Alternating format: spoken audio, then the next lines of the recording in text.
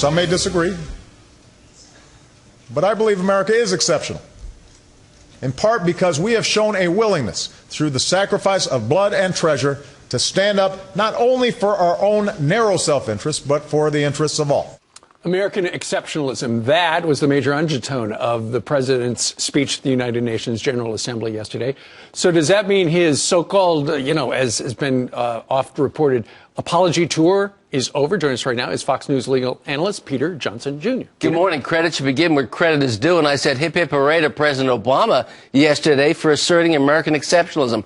We had talked about it on this set, Steve, in terms of asserting that in terms of Syria. He did it again, and he slapped Putin back in the face, which was needed. At the same time, he's chastened. He's wizened by his experience. He was kind of angry that the Iranians snubbed him yesterday. He does not want to become the international doormat. And so he's basically saying to the world, a la Rand Paul, other libertarians in this country, other people who don't want engagement in every situation, hey, if you want the Americans in, then treat the Americans like they're part of the world community.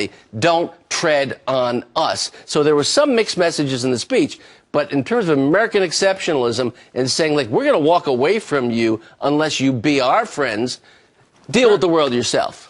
Peter, on some of the right-leaning blogs, I was reading that some people said after the Putin thing, they said, we'd never heard our president of the United States talk about American exceptionalism until Putin brought it up. I think there's been a world experience that has matured this president. He realizes that all these folks are not our friends, that they don't act like our friends, and that we intend to be engaged. He was saying, listen, we want to be engaged. We're for fairness. We're for human rights. But when we need you to step up, and UN, don't play games when you know that Assad and Syria are engaging in these kind of poison war tactics. Don't say, well, we don't have the proof. Peter, of that. A lot of people looking in and saw the president talk tough yesterday might say, the guy who was there yesterday is not the guy who was standing there a couple of years ago. I couldn't agree with you more. This is absolutely transformational, and especially compared to last year. Remember last year, he talked about Benghazi and Ambassador Stevens and blamed it on a video?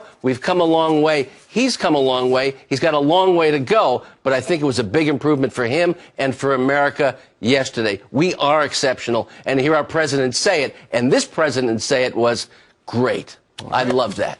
Peter Johnson Jr. giving credit where credit is due. Good to see you. Thank you, sir.